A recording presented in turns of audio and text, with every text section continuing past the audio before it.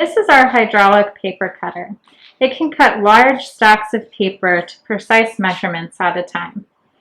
You must already be certified on this machine in order to have access to use it. This video tutorial serves as a refresher for students who have already done our certification. There is only one student allowed on this machine at a time. That is why these marks are here on the ground. Only one student is allowed in this area when the paper cutter is being used. First, make sure that the safety disconnect switch is unlocked. If you see this lock, ask a lab technician to take it off for you. There's also a red carabiner on top of the switch. Simply take that off, then flip the handle up.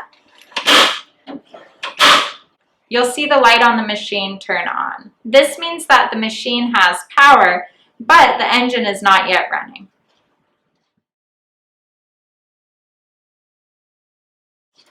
Next, take your stack of paper and place it on the left-hand side of the cutting bed. Paper gets cut on the left-hand side and chipboard gets cut on the right-hand side.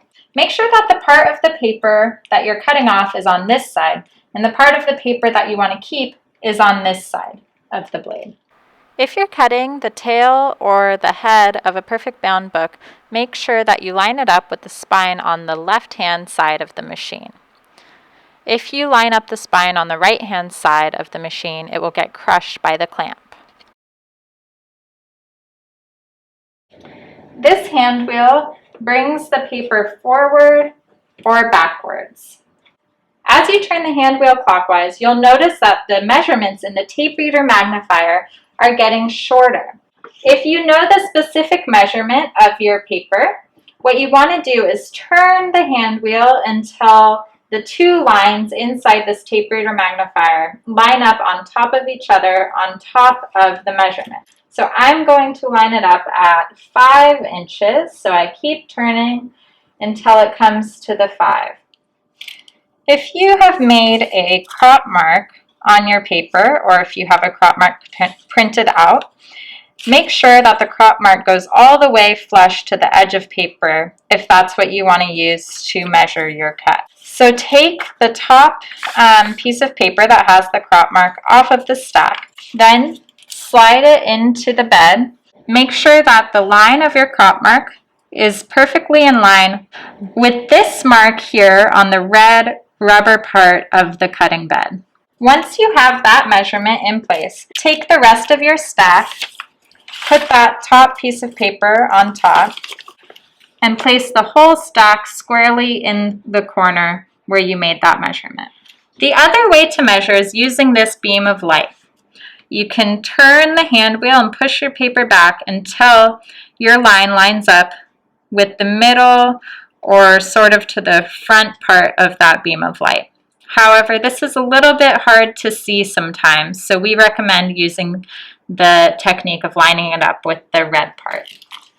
Once you have your measurement down, you can use this T-shaped bar to lock that measurement into place by turning it to the right until it's snug, but not too snug.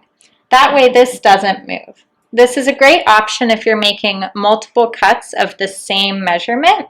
It'll ensure that they're all the same size. But be sure to unlock it when you're done so that the next person who uses the machine doesn't push this down and strip the threads. The next step is to jog your paper into place. This means using these two plastic joggers and bumping the paper on the side and the front so that it's squarely even in the back, so you get an even cut. Make sure that there's no rulers, pencils, anything in the way before you go and turn on the machine. Once you've done all those measurements and your paper is square, you're ready to start the engine of the machine. Once you push this green start button and you hear the machine running, you are not allowed to put your hand under the blade anymore. That's why we do all of our measurements before we push start.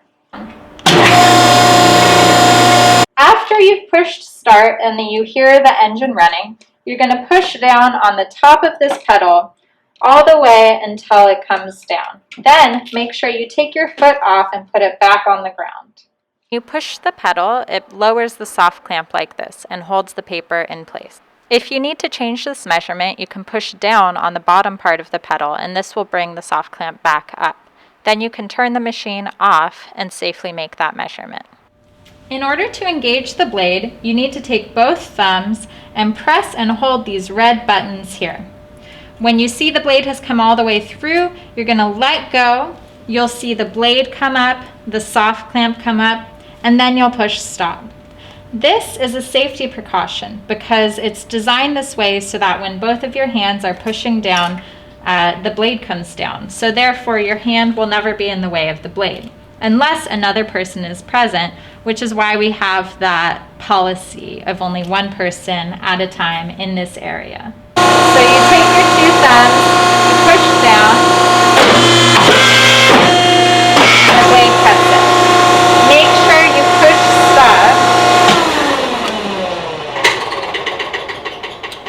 Wait for that sound to end, and then once you push stop, you can reach in here to grab your paper. There's a recycling bin located right next to the paper cutter where you can put your scrap paper. The last thing you want to do is when you're done cutting, take the safety disconnect switch and turn it back off. Take the carabiner and place it on top of the switch.